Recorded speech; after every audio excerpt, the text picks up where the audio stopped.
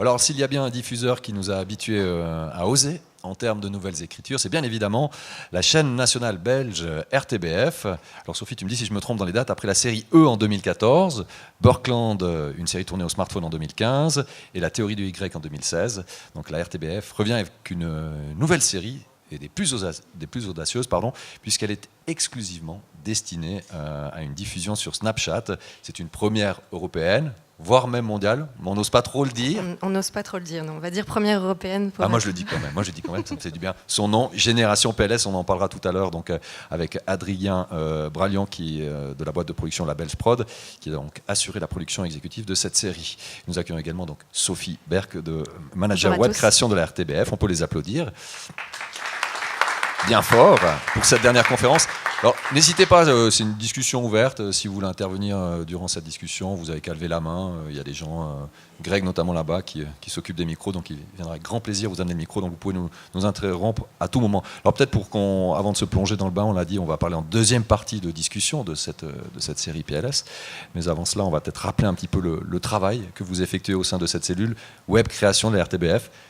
C'est pas une grande équipe, mais c'est une équipe très efficace depuis quelques années. Voilà, une équipe de 3 personnes, même si on a la chance de travailler avec beaucoup de boîtes externes et de jeunes talents en dehors de la RTBF. C'est bien ça le but aussi de la cellule, c'est d'être là comme tremplin de cette nouvelle jeune génération de producteurs, d'auteurs, de créateurs, scénaristes, etc. Et donc, d'année en année, je me répète un peu, je suis désolée, mais on est là pour développer toutes les web-séries de la RTBF, les web-documentaires, les expériences transmédia, interactives, les appels à projets pour vraiment essayer de créer ces nouveaux contenus qui sont nativement pensés pour le web et les réseaux sociaux. Alors, il y a une envie créative, bien évidemment, mais il y a aussi une envie d'impliquer des personnes. Hein. Vous allez chercher, vous sollicitez les boîtes de production autour de vous. La preuve avec Adrien. Oui. Donc, vous, d'avoir la chance de pouvoir bénéficier d'un support comme ça, d'une chaîne finalement qui crée une cellule et qui vous offre la possibilité de... C'est inouï, puisqu'en fait, nous, c'est même mieux que ça, puisqu'en fait, on a créé la société dans le cadre de ce projet-ci. Donc, en fait, on était inexistant. On a vu passer l'appel d'offres et on y a répondu. On a été sollicité par la RTBF. On a été choisi. Et donc, effectivement, ça a été le début d'une toute nouvelle aventure. Pour nous qui n'avions pas de background image ou cinéma, on sortait tous les deux d'une école de commerce et l'idée était de se plonger dans de la production très vite. Et là, ce projet de la RTBF nous a permis, effectivement, vous le disiez, d'avoir un sacré tremplin vers la production et aux côtés d'un acteur majeur en Belgique. Alors, les productions, elles sont pensées bien évidemment en termes de laboratoire, hein, quelque part. Mais est-ce que sur tous les projets, vous pensez à une diffusion multiplateforme? Comment ça se passe quand vous partez sur un projet? Est-ce que c'est uniquement pour tester, voir si après ça finit sur l'antenne? Ça, c'était une réflexion qu'on pouvait avoir il y a peut-être quelques années en arrière. Maintenant, ça s'est dépassé. C'est clair que tout projet, on le pense, comme je disais, d'abord pour une diffusion digitale, donc sur le web, les réseaux sociaux. Après, en termes de stratégie, disons que la réflexion a évolué. Il y a encore quelques années, on produisait uniquement pour le player de la RTBF, donc qui s'appelle RTBF Ovio. C'était une demande de l'entreprise qu'on mette notre contenu sur notre player. Et puis à un moment donné, je me suis quand même dit, tiens, ce serait intéressant de pouvoir aussi tester tous nos contenus là où les gens sont, là où ils consomment leur contenu vidéo. Et donc, on a décidé cette année, pour la première fois avec la théorie du Y, de la diffuser sur Ovio, mais aussi en simultané sur YouTube et sur Facebook, avec une page dédiée et avec une playlist dédiée sur YouTube. Le but était de tester si ça allait changer quelque chose en termes d'audience, et effectivement, ça a changé les choses. On va en parler juste après. Je vous propose de regarder un petit extrait de la théorie du Y.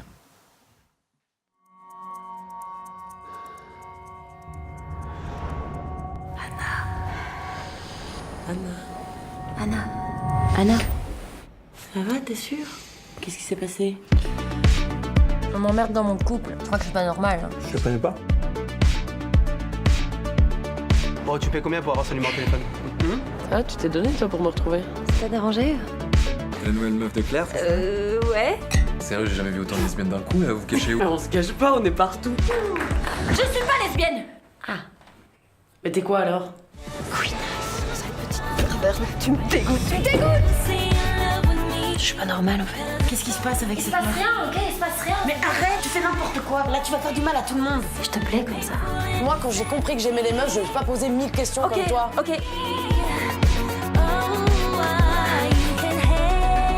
T'as choisi? Tu préfères quoi? Voilà, c'est donc la théorie du Y. Je vous invite à découvrir cette série si ce n'est pas déjà fait.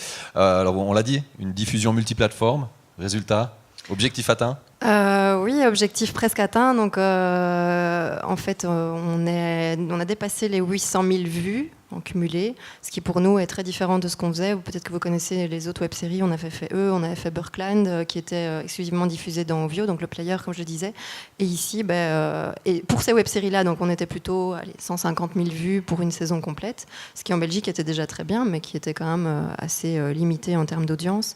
Ici, on a dépassé les 800 000 vues. Je m'étais donné comme objectif le million, donc on n'y est pas fini, encore, c'est pas fini, mais presque. Donc voilà, c'est vraiment pour démontrer que de un, les audiences augmentent forcément avec YouTube et Facebook, et de deux, on n'a pas du tout diminué les audiences sur Ovio, que du contraire. Sur Ovio aussi, il y a plus de vues qu'auparavant. Donc est-ce que ça signifie que vous allez changer un petit peu la stratégie ?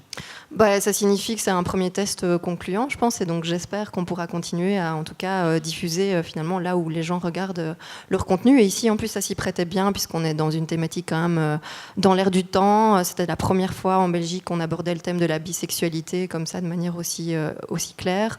On a travaillé avec des jeunes talents aussi, avec Caroline Taillet, et Martin Landmeters, qui sont les deux auteurs-créateurs.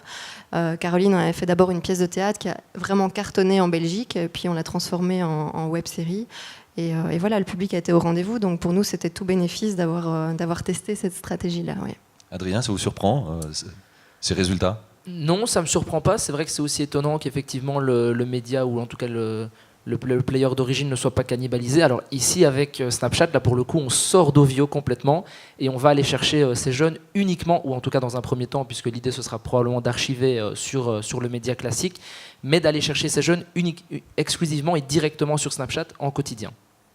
Alors vous ne travaillez pas uniquement sur le marché belge, hein, vous ouvrez aussi autour de vous, avec notamment des coproductions. Ça, c'est quelque chose qui se fait facilement ? Oui, effectivement, c'est vrai que c'est important pour nous aussi de venir en Suisse en disant au public suisse que voilà, les coproductions existent entre médias francophones publics, puisque sur une web-série qu'on avait lancée début de cette année, Jezabel, que vous connaissez peut-être, on a totalement travaillé en coproduction avec une boîte de production française qui s'appelle Bridges, mais surtout aussi avec France Télévisions. Et la RTS a d'ailleurs acquis les droits aussi pour diffuser Jezabel sur le territoire suisse, donc à mon avis vous avez dû la voir. Et donc là c'était assez nouveau que deux diffuseurs de médias de service public travaillent ensemble autour d'une même histoire, avec évidemment des conditions de part et d'autre, on pourra en reparler, mais effectivement c'est pour dire aussi que ça fonctionne, la coproduction fonctionne. Mais c'est plus simple quand on pense production digitale ou pas forcément ? On sait que c'est compliqué, hein, ce sont souvent des gros bateaux qui avancent ces diffuseurs. Est-ce que là c'est plus simple ? Disons qu'ici, on est vraiment dans un état d'esprit où la production digitale, même à la RTBF, c'est quelque chose qu'on essaye de simplifier au maximum. On est véloce, on est rapide, on a une liberté, on a une direction qui nous permet cette liberté et cette audace d'aller chercher des histoires justement qui sont différentes. Et donc voilà, c'est très intéressant de pouvoir travailler sur ce genre de concept. Et c'est pas parce qu'on est deux diffuseurs que ça fonctionne moins bien, parce que je pense qu'on était chacun de bonne volonté, avec un producteur qui a vraiment tenu compte des avis des uns et des autres et qui a très bien fait son travail de production, justement. Alors on va découvrir tout ça avec un petit extrait donc, de cette série qui s'intitule Jezabel. Je suis Jezabel, muette, pas sourde. Ah oui, t'es super chelou en fait.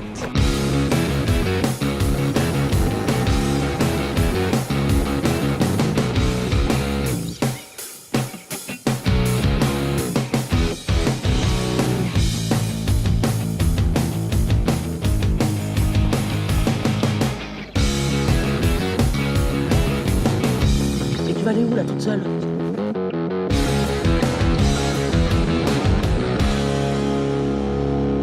Ce que t'as fait, moi j'ai trouvé ça assez rock'n'roll. Alors une série rock'n'roll que je vous invite à découvrir, d'autant plus qu'elle vient d'être remarquée au festival Raindance, c'est oui, juste. Tout à fait. Il y a eu 2 beaux prix pour Hélène Kuhn, l'actrice principale, et prix de la meilleure web-série internationale. Il y a eu d'autres prix aussi avant, donc oui, on est très contents. Donc ça montre que les productions digitales aussi sont de qualité. Hein. Ça, c'est un élément qui est extrêmement important. On en reparlera tout à l'heure avec vous, Adrien, bien évidemment. C'est la qualité. C'est pas parce qu'on travaille pour le digital, pour le numérique, pour des formats courts, qu'on doit mettre de côté l'aspect qualitatif de la production. Pas du tout. On n'en est plus du tout sur les bouts de ficelle comme il y a 10 ans.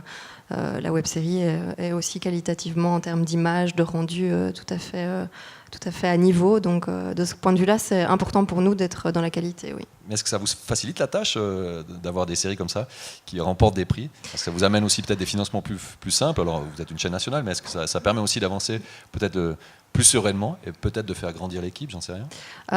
C'est vrai que là, en 3 ans, on arrive, je crois qu'on est à 38 prix, donc on est plutôt très content de tout ça. Ça a amené, je pense, une forme de reconnaissance et de notoriété, oui, en interne au sein de la RTBF, mais aussi en Belgique, parce que c'est vrai que c'était pas du tout des productions qui étaient connues du grand public. On était dans des succès d'estime, en festival, etc. Mais je pense que maintenant, la web création, la web série est aussi connue du grand public, donc ça, c'est important. Et puis, à l'international, oui, la Belgique aussi a sa reconnaissance, et c'est important parce que ça permet surtout, au-delà de ces prix, de faire en sorte que les jeunes équipes se professionnalisent et des nouveaux partenariats potentiels rencontrent d'autres diffuseurs potentiels avec qui travailler. Et on voit que toutes les équipes avec lesquelles on a travaillé, que ce soit celles de de Berkline, de Typique jusqu'ici, ont eu d'autres occasions pour travailler avec des gens comme Canal Play, comme Studio Plus. Enfin voilà, c'est quand même pas n'importe qui. Donc c'est ça qui nous importe, c'est cet aspect tremplin et de faire en sorte qu'après, ils en vivent et ils en vivent correctement. La preuve, Adrien a envie en tout cas de se lancer avec cette boîte de prod. C'est clair que ça fait rêver, hein. Ça a été important pour vous de suivre ces différentes séries, de voir ce qui se passait, de quelle manière elles étaient produites, avec quels moyens, avec quelle énergie. Et je dirais même en tant que spectateur dans un premier temps, c'est vrai que la RTBF a fait un gros travail dans le sens où toutes ces web-séries, tous ces produits qui jusqu'avant restaient dans une sphère un peu plus festival, qui ont été touchés du grand public. Alors effectivement, il y a une série Typique qui a été la première, qui a effectivement donné un gros coup de lumière sur le département. Et puis, comme le qualitatif a continué à suivre, c'est vrai que nous, on a vraiment gardé un œil là-dessus. Parce que effectivement, je pense que ça sort, ça se différencie de ce qui se fait ailleurs, et il y a une prise de risque à la RTBF. Comment est-ce que vous travaillez au quotidien? Parce que finalement, on recherche, je suppose tous, l'originalité, la créativité, le truc que les autres n'ont pas, mais ça tombe pas du ciel. Qu'est-ce qui motive au quotidien l'équipe de cette cellule web création? Ce qui nous motive, c'est justement cette liberté qu'on a de pouvoir produire différemment, cette audace dont on essaie de faire preuve à chaque fois dans chaque projet. Puis c'est la rencontre aussi avec toutes ces jeunes équipes talentueuses à qui je demande toujours, mais pourquoi vous voulez parler de ça maintenant? Pourquoi ce sujet-là maintenant? En quoi ça va intéresser les gens? Je crois que c'est important. Et puis si on se dit, ça c'est du bien vu, ça va donner envie d'être partagé. Ça se sent, c'est aussi un peu du feeling. Peut-être qu'au bout de 10 ans de production digitale, il y a ce petit feeling qui revient à chaque fois. Et je touche du bois jusqu'ici, ça fonctionne plutôt bien. Mais c'est hyper motivant et c'est passionnant parce que c'est vraiment des univers qui sont à défricher à chaque fois, à découvrir. Pour chaque web-série, on pense le dispositif marketing de promotion, le dispositif de diffusion différemment. Donc on essaie toujours de se réinventer. On se casse la figure aussi. Il y a à certains moments, il faut pas... Il y a beaucoup de projets qui finissent à la poubelle. Non, on a l'impression que tout ce que vous touchez, ça se transforme en or. Oui, non, il n'y a pas beaucoup de projets qu'on jette à la poubelle, mais il y a des projets sur lesquels on se plante en termes d'audience, on peut le dire. Jezabel n'a pas eu une grosse audience, par exemple. On ne se l'explique pas toujours, mais en tout cas, ça nous permet de réfléchir et de chaque fois se réinventer. Rien n'est acquis, et pour nous, c'est important de pouvoir continuer dans cet état d'esprit, parce que si on nous disait vous ne faites pas d'audience, on va arrêter là, on sait que sur le web, il faut continuer, il faut être patient pour que les choses finissent par venir. Alors, en termes d'originalité, on va découvrir une série que vous avez lancée. C'est tout meuf. Qu'on va lancer. Que vous allez lancer. Alors, en quelques mots, qu'est-ce qu'on peut en dire de cette série? Alors, C'est tout meuf, ce sera une première pour nous, une nouvelle innovation, dans le sens où c'est une série qui sera uniquement sonore. Je sais que vous avez... vous avez beaucoup entendu parler de ça hier avec Calls de Canal. Ici, on n'est pas du tout dans le même ton, puisque je dirais que c'est une série sonore un peu de société. C'est sur des trucs de filles, en fait. C'est les filles qui parlent entre elles. C'est moins flippant que Calls. Voilà, c'est moins flippant que Calls. Donc c'est simplement des nanas qui parlent entre elles de sujets qui les intéressent. Ça va du porno à la libido, en passant par les poils, par le sexe, toute une série de sujets assez intimistes, dans un ton qui est cash, on peut dire ça comme ça, mais c'est comme si deux copines étaient attablées à la table d'un bar et qu'elles discutaient entre elles. Donc voilà. Alors on écoute un extrait, et puis on en discute juste après. C'est tout meuf. Le premier site du cul sur lequel j'ai été, c'était sex.com. Et alors, tu sais pas, t'arrives sur ce truc et tu te dis, mais où je vais où, quoi? Il y avait des catégories, des trucs. Je me dis, mais c'est quand même hyper détaillé. Des noirs, des blancs, des grands, des petits, des gros, des nains, lesbiens, gays, des filles qui se touchent, des filles pas épilées, des filles avec des gros seins, avec des petits seins, des filles épilées, des trucs japonais, plutôt latinos, des BDSM. Enfin voilà, la liste est longue. Sensation, genre quand tu te masturbes en regardant du porno et puis que t'as fini et que la vidéo continue. Et ouais, ah, oui. Exactement. Qu'est-ce que j'ai fait? Qu'est-ce que je suis en train de faire? Un jour, ma mère est venue me trouver, elle a fait ma chérie, est-ce que c'est toi qui regardes du porno gay? Et c'était pas moi en l'occurrence. Non, c'est pas Et du coup, je me demande encore qui c'était. C'est mon père ou mon frère. Moi, je coupe toujours le son du porno. Ça, c'est vrai. Ah ouais? J'écoute Pareil. jamais. Bon, Surtout que ça a jamais l'air réaliste et en plus, tu perds aucune info, quoi. Non, effectivement, ça amène rien, quoi. Et alors, quand un mec ou quand une meuf, d'ailleurs, touche le clitoris d'une autre fille en tapant dessus. Ah oui. Ça, c'est fini, quoi. C'est pas possible. Mais c'est pas possible, au secours. La perfection physique, ça m'excite pas du tout. Donc quand le mec il est bien gaulé, avec des pectoraux bien apparents, des abdos, j'ai même pas envie de regarder. Enfin, j'ai pas envie de voir Barbie et Ken en train de niquer, quoi. Je me souviens quand j'ai emménagé dans mon cote, quand j'étais étudiante, j'avais une paire de piles et j'avais une Game Boy Color. Et donc, il fallait que je change les piles de la Game Boy au vibro à l'époque où j'avais un truc à piles et tout. Moi, ça dépend à quel point j'ai la flemme. Si j'ai la flemme, je regarde un porno. Ouais, vraiment ça. Est-ce que mon ordinateur est proche? Et puis quand j'ai commencé à découvrir les orgasmes sous la douche, c'était tellement agréable que je voyais pas où était le mal. Limite, si je culpabilisais, c'était pour le gaspillage d'eau. Je considère que j'ai le droit d'avoir, par exemple, la même sexualité qu'un homme. Quand un mec a décidé qu'il avait envie de me traiter comme un objet, ben je le traite aussi comme un... Enfin, ce gars-là, je sais que je vais le traiter comme une salope, quoi. J'ai beaucoup de mal avec mon corps. Et en fait, avec lui, j'ai plus de problème, quoi. Enfin, on a fait ça à la lumière allumée. Ce qui, pour moi, déjà, est un gros cap. Et franchement, je me sentais trop bien, quoi. C'est tout meuf, donc c'est à découvrir à partir de quand? On n'a pas encore le planning, mais ce sera courant novembre. Alors ici, je me rends compte que c'est pas du tout les extraits les plus trash, donc. C'est pas les plus trash, d'accord. Dis donc, on se lâche en Belgique en tout cas. Voilà. Donc, qu'est-ce qui vous a motivé dans cette série? Qu'est-ce qui vous a plu en fait dans ce projet-là? Mais à la base, donc c'est un concept qui vient de France. De nouveau, cette boîte qui s'appelle Bridges, qui a travaillé avec France Télévisions pour une première mouture en fait qui a été sortie, je pense, sur France Télé cet été, qui est toujours en ligne chez eux. Et puis nous, on a eu envie d'en faire une adaptation belge en se disant, ce serait bien qu'on le fasse en Belgique avec des filles qui sont belges et avec une équipe belge aussi. Et donc voilà, on s'est lancé. Le fait de proposer une série podcast, c'est aussi important pour nous parce qu'on se rend compte quand même que c'est un mode de consommation de plus en plus développé aussi en Europe. Donc voilà, on s'est dit on va essayer. Un sujet comme ça va intéresser les nanas, ça va intéresser aussi les hommes. D'ailleurs, il y aura un épisode avec des hommes qui parlent entre eux. Donc voilà, on va voir ce que ça donne. Et l'objectif, c'est aussi peut-être d'explorer de nouveaux horizons en termes de plateformes. Il y a aussi cette volonté-là ou pas forcément avec ce type de série? Ici, ce sera... On voit de plus en plus de plateformes qui offrent des possibilités assez Bien sûr, ce sera sur Ovio parce que Ovio accueille aussi tous les podcasts de la RTBF, les émissions radio, etc. Donc ça nous permet de le diffuser dans Ovio. Ce sera aussi dans les applis podcasts sur mobile, puisque c'est comme ça aussi que les gens consomment les sons. Donc voilà, on va tester. Il y a des attentes particulières pour ce type de série ou pas forcément? On teste et on regarde ce qui se passe. À ce stade-ci, non, vraiment, c'est un test. Ouais. En tout cas, j'ai vu des sourires dans la salle, donc si ça, c'était pas la partie la plus trash. Non, franchement, en me disant, là, on a envoyé un petit bout qui était encore assez gentil, je crois. Ça, c'est pour teaser pour la suite. Voilà. Bon, je vous propose, on va s'intéresser maintenant à cette nouvelle série qu'on va pouvoir découvrir tout bientôt. Première série européenne, on l'a dit, sur Snapchat. Alors, ce que je vous propose, c'est qu'on regarde un teaser. Et on commence à en discuter tout à l'heure, donc c'est un teaser de quelques secondes. Et en fin de conférence, on aura la chance et le plaisir de découvrir le tout premier épisode. Mais d'abord, un teaser de cette série qui s'intitule PLS.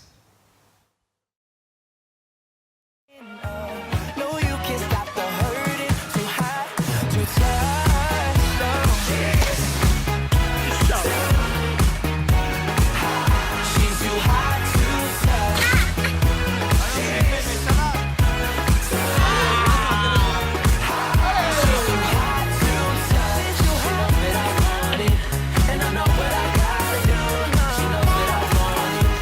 too hot.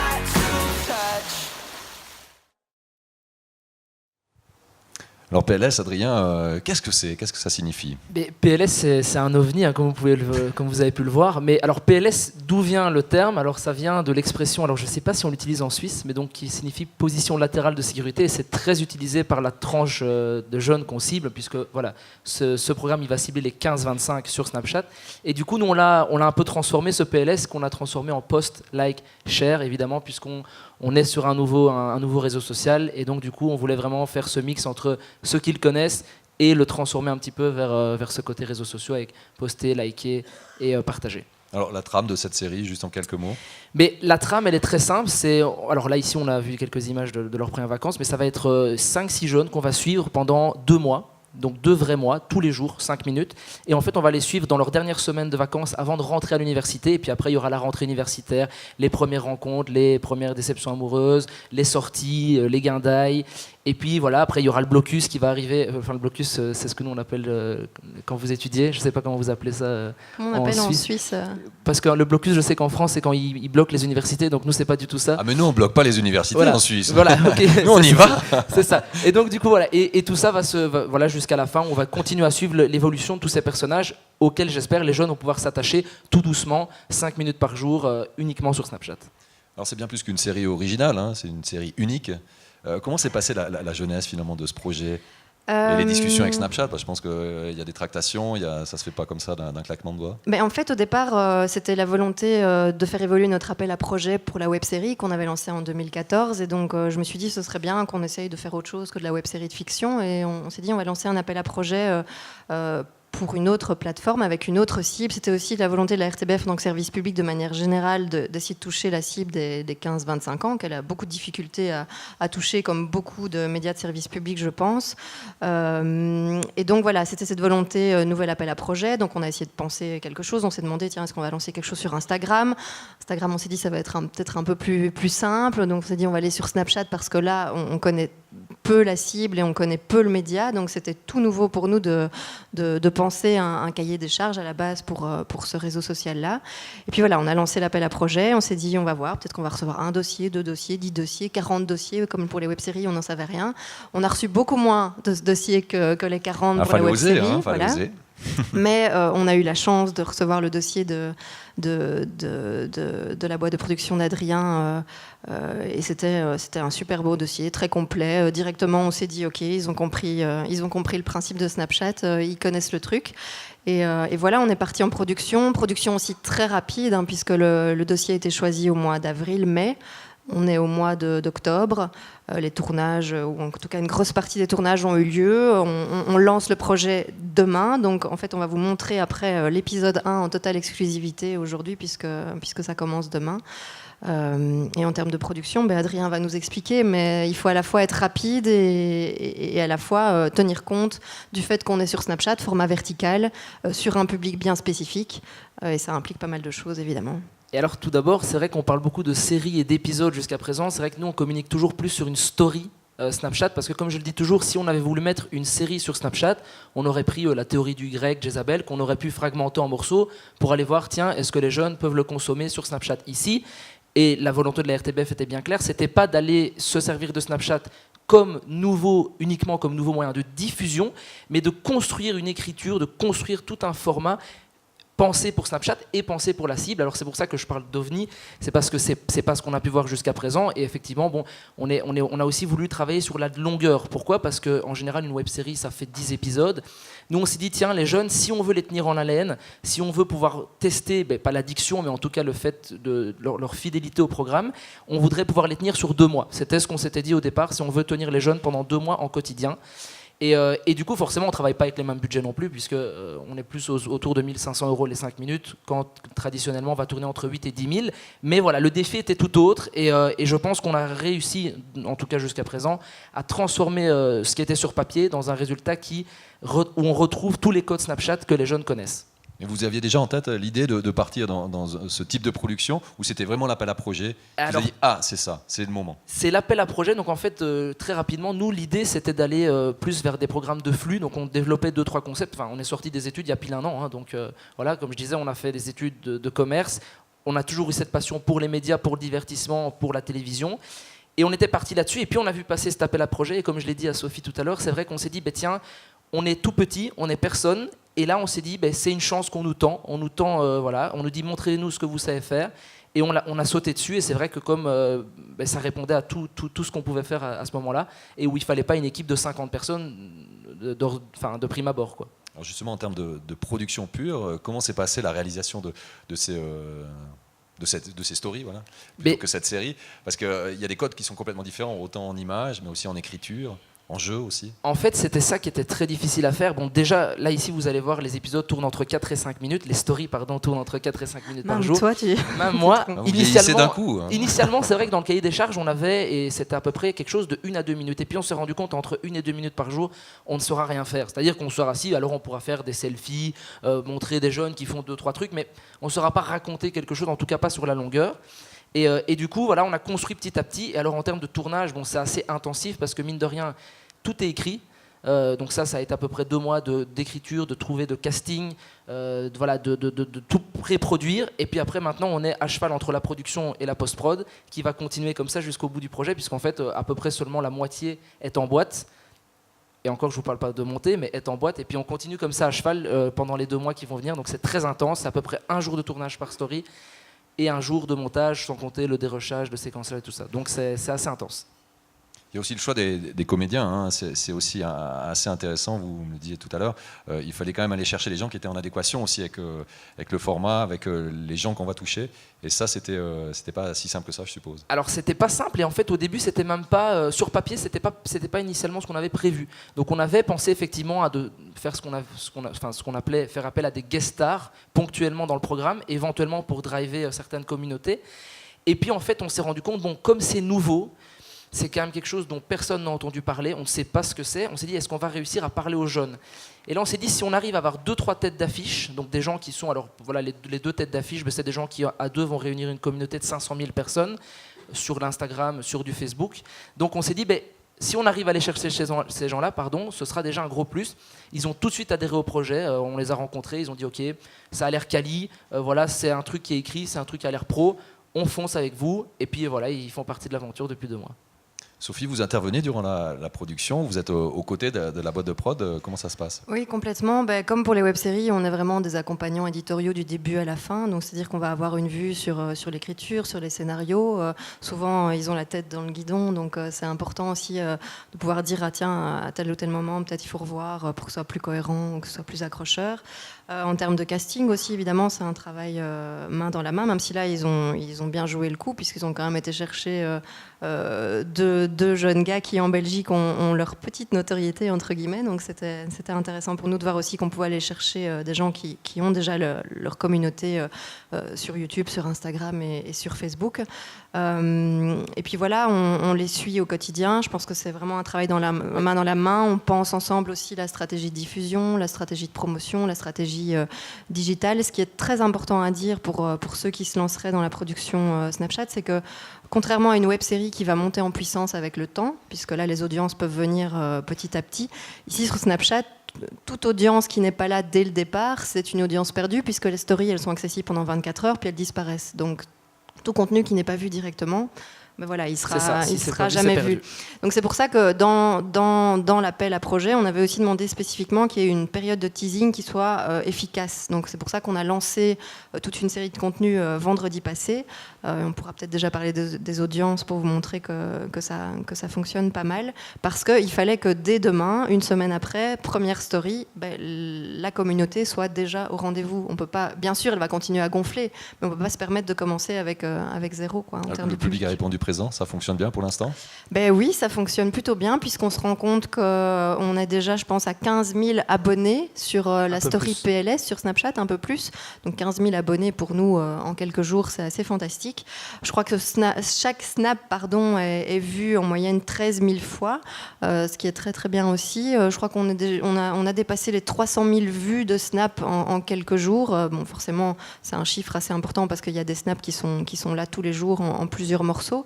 Mais franchement, pour nous, c'est assez intéressant de voir que ça prend, et ça prend rapidement. En fait. Et de voir qu'on a pu... Alors, c'était quand même une action qu'ils ont dû faire, tous ces gens, puisqu'ils ont quand même dû aller s'abonner, vraiment suivre le compte. Donc c'est pas quelque chose d'innocent, c'est pas quelque chose de passif. Il y a vraiment eu une action qui a été entreprise par les gens qui sont venus nous suivre. Donc ça déjà c'est chouette. Et alors par contre, juste une petite précision, c'est vrai qu'en termes de diffusion, là on va montrer la story 1. Donc on parle d'entre 4 et 5 minutes de contenu par jour. Mais alors celui-ci va être diffusé justement encore une fois pour répondre aux habitudes de consommation des jeunes sur ce média-là, en général entre 2 et 3 blocs par jour, c'est-à-dire un le matin, un vers midi, un le soir ou un qui peut tomber en pleine nuit. C'est-à-dire que si ce qui se passe la nuit, ça va tomber en pleine nuit. Encore une fois, pour que on n'attend pas l'épisode à 17h sur Snapchat, non, c'est des morceaux qui peuvent tomber à tout moment.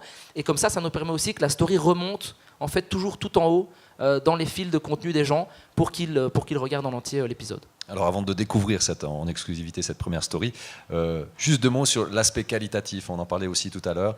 Une notion extrêmement importante, ce n'est pas parce qu'on va sur ces plateformes Snapchat qu'il faut faire n'importe quoi. Au contraire, il y a eu un vrai travail de réalisation, de production. Alors, il y avait une volonté de le faire à l'iPhone. Donc ça, dès le début, dans l'appel à projet, c'était « Ok, on tourne à l'iPhone ». Bon, on s'est dit « Ok, on va tourner à l'iPhone », mais on ne pouvait pas cependant se permettre de faire quelque chose qui était un bout à bout de petites séquences, de selfies, de facecam, même si tous ces codes-là, on va les retrouver, les selfies, les emojis, les petits textes à l'écran, etc. Mais on voulait quand même quelque chose de très monté, de très propre, de très dynamique.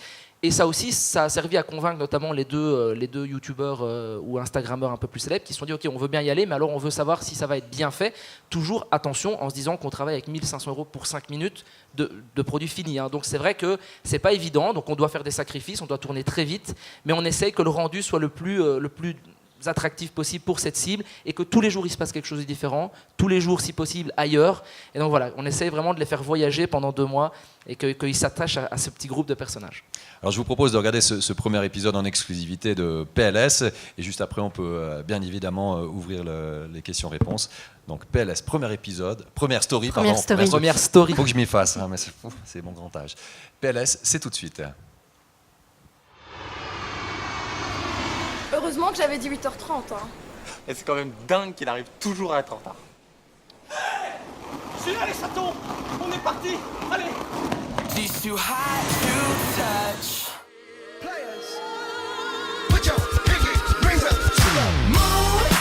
Vu qu'on va tourner à la San Miguel pendant une semaine, on s'est fait un petit plaisir. Hola. Hola. Playa. Playa. Chapitre 2. Faire une phrase. Mucho gusto. Encantado de conocerte. Mucho gusto. Estoy contentado de conocertos. Et maintenant, plus difficile. Mais allez-y, vous allez y arriver.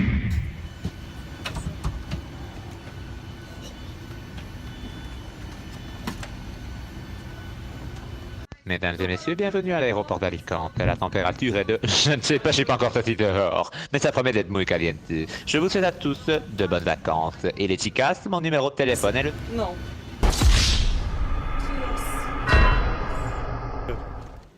On vient d'arriver à Alicante. Ça va, Nathan? C'est bien passé ton petit vol? Ça va. En vrai, il a vomi tout son petit déj à l'atterrissage.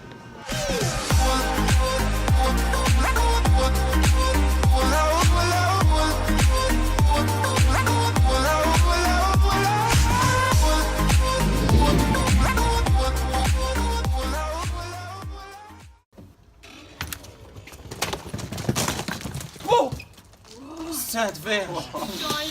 Pas mal, hein? Oh oui, pas mal du tout même. Pas mal du tout.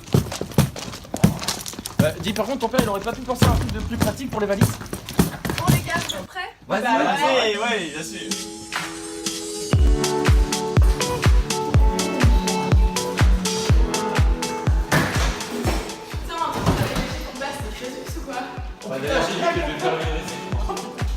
Eh les gars, vous avez vu avec les machines de sport, je pouvais enfin éliminer ma pensonnière.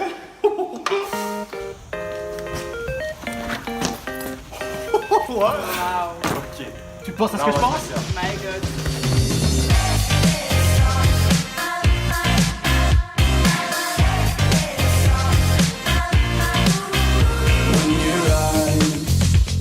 Saying that you need me, but you lie. Pretending that you'll burn every night. Bon, salut Snapchat. Ça y est, on est arrivé enfin à Alicante, posé dans la petite grosse villa de Papa Yasmine. Durant toute quadrille, on partagera avec vous toutes nos aventures dans cette story. Bon, là, c'est la dernière semaine avant la première année à l'UNIF. Je vais commencer par vous présenter la team. Moi, c'est Nathan. T'es une star, Nathan! Elles sont toutes folles de toi! Petit chave! Ça, c'est Anto, hein. J'oublie jamais. Voici Yasmine, la nouvelle Kimka. Et mon gars sûr, John. Yo. Et sa copine. Elle a un nom, sa copine. Moi, c'est Sarah. C'est aussi celle qui a transformé John en poussi. Je t'ai entendu, Anto. On va te faire foutre. Ok, Nathan, c'est parti pour les cocktails, ma poule. On y va. Vamos, c'est pas mal. C'est bien en mettre, tu vois, c'est bien en mettre comme ça. Ça fait pas mal. Ouais. Ouais, mais du coup, c'est comme je te disais, hein, si c'est avec une capote, c'est comme manger une banane avec la peau, man. Hein.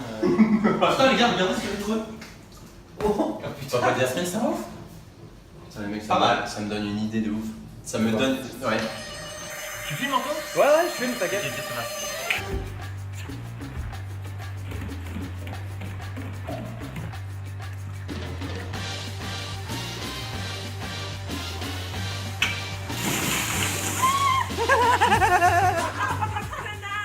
Tu fais chier, t'es qu'un petit con.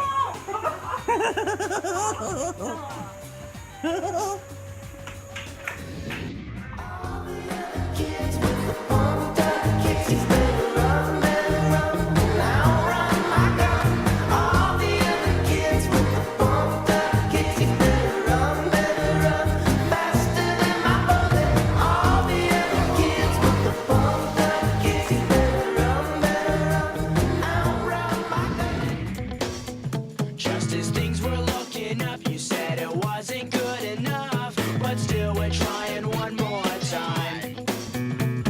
Maybe we're just trying too hard, when really it's closer than it is too far. 'Cause I'm in too deep and I'm trying to keep up above in my head. Voilà, donc PLS à découvrir à partir de demain. Je crois que pour une première européenne au Suisse Web avec nos habits belges, ça peut s'applaudir très fort. Merci. C'est juste quand même un peu dur de le regarder avec les deux bandes noires là. C'est très frustrant. C'est pour ça que je dis toujours on n'a pas inventé le 9-16e, mais plus le 16-9e, parce que là, il n'y a rien à voir. Le voir avec les deux bandes noires, même moi, c'est Ça pas... pique. Ouais, ça pique. Mais en tout cas, je vous invite, franchement, ça se consomme encore mieux sur le téléphone. Le Et message surtout est, pour les jeunes. Le message est passé. Alors, on a un petit peu de temps pour les questions-réponses, donc n'hésitez pas à vous lancer. Il y a des micros qui vont pouvoir venir vers vous. Ne soyez pas timides. Ils sont très gentils, très gentils. Oui, il y a une question juste là-bas, monsieur.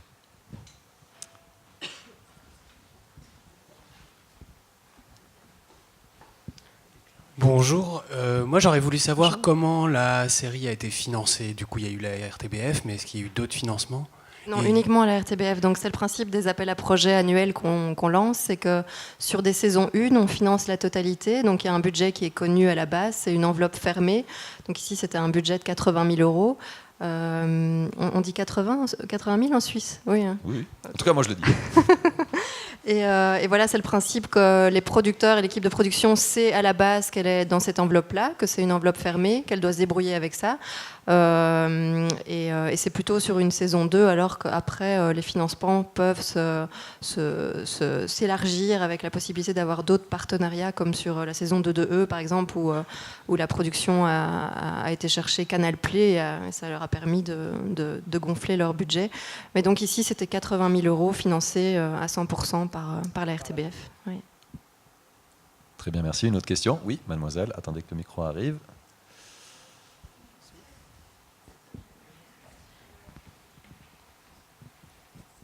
Moi, j'aurais bien aimé savoir comment ça s'est passé avec Snapchat et quels ont été les termes de votre contrat. Enfin, tout ça. Ça s'est plutôt bien passé avec Snapchat. En fait, on les a contactés cet été voilà, pour les informer du fait qu'on produisait une première série de fiction. Ils nous ont directement dit qu'ils étaient hyper intéressés par le fait de suivre, parce que pour eux, c'est ce que je disais tout à l'heure, c'était une première mondiale. Mais enfin, moi, j'ai quand même l'impression qu'il y a déjà d'autres choses en fiction qui existent sur Snapchat aux États-Unis, par exemple. Donc, c'est pour ça qu'on parle plutôt de première européenne, pour être sûr de ne pas dire de bêtises. Et donc, voilà, ils nous ont dit, voilà, on va vous suivre, on va vous soutenir. Là, on est en train de les relancer pour voir s'ils ne peuvent pas nous mettre en avant aussi dans les stories, pour avoir un peu de visibilité. Mais je pense qu'ils sont plutôt dans l'observation, parce que comme c'est une première aussi pour eux, ils attendent de voir ce que ça va donner et si on peut aller chercher notre audience. Donc voilà, il n'y a rien eu de particulier, mais en tout cas on sait qu'ils sont très intéressés par le fait d'observer l'expérience. Aucune exigence de leur part? Non, on a juste dû signer un accord de confidentialité parce que voilà, on a eu accès à des chiffres d'audience pour la Belgique, mais à part ça, rien de particulier. Les mains libres pour produire cette story. Voilà. Ces stories. Ça va finir par rentrer, hein, mais c'est difficile. Ça va venir, c'est peut-être la fatigue. Une autre question? Non. Alors peut-être en termes de diffusion, on l'a dit, cette complexité de la diffusion 24 heures, enfin la consommation plutôt 24 heures, est-ce qu'il y a possibilité après de réfléchir différemment à la faire vivre aussi, ces stories? C'est vrai qu'on sait qu'il y a tout un public qui ne verra jamais PLS, puisqu'il y a beaucoup de gens qui ne sont pas sur Snapchat. Donc on s'est dit c'est pas grave parce que notre cible c'est les 15-25, ici d'autant plus je dirais les 16-22, parce que voilà, on est quand même on n'est pas dans un niveau très élevé de blague, on va dire. Mais donc on va je sais pas comment le dire en fait. Non, mais c'est adapté à la cible. Voilà, c'est adapté à la cible. Mais on s'est dit tout de même, on va se garder la possibilité de faire découvrir simplement le contenu différemment. Donc on va attendre que l'expérience soit terminée. On va sans doute après refaire un montage pour la proposer sur Ovio, sur Facebook, sur YouTube, mais vraiment en seconde vie, une fois que l'expérience sera totalement terminée sur Snapchat, de sorte à pouvoir faire connaître aussi ce qui se passe sur un réseau social particulier auprès d'un plus large public. Donc on se laisse cette opportunité-là, effectivement, de le faire. Alors s'il n'y a pas de questions, et si tu m'en veux pas, Sophie, je laisserai peut-être le mot de la fin à Adrien. Sûr, avec grand plaisir. C'est quand même un sacré projet. Merci. Qu'est-ce que vous voudriez dire par rapport à cette belle aventure que vous êtes en train de vivre avec PLS? Mais je dois dire que finalement ça a été une aventure humaine extraordinaire. C'est vrai qu'on ne se rendait pas compte que voilà, pour sortir 40 fois 5 minutes, maintenant que je le dis, en faisant le calcul, je me rends compte que c'est énorme. Et on ne se rendait pas compte qu'en fait on a monté une bande qui très vite a pris entre les acteurs, l'équipe de production, les gens qui écrivent, les gens qui nous aident à la mise en scène. Et en fait c'est vraiment devenu une famille. Donc je retiendrai l'expérience et puis je retiendrai la collaboration avec la RTBF qui depuis le début, donc d'ailleurs c'est pour ça qu'à la fin on met la RTBF pour sa confiance, parce qu'il y a vraiment une confiance totale. On a avancé en parallèle. Alors c'est vrai que depuis le mois dernier, on est sur des échanges beaucoup plus intenses puisque voilà, on prépare la diffusion. Mais il y a vraiment carte blanche. Montrez-nous ce qu'on va faire et puis on va regarder. Hein, nous aussi, c'est un laboratoire et voilà, comme ça tout le monde aura appris. Nous en premier et puis on espère peut-être d'autres collaborations avec la RTBF, avec d'autres diffuseurs. Et pourquoi pas peut-être un jour en télé sur d'autres types de programmes, on ne sait pas, ou peut-être sur le web, sur d'autres types de formats. Surtout sur le web. Surtout sur le web, effectivement. Alors on vous invite donc à suivre ces stories de PLS. On peut les applaudir très fort. Merci beaucoup. Merci Sophie, merci Adrien. Merci.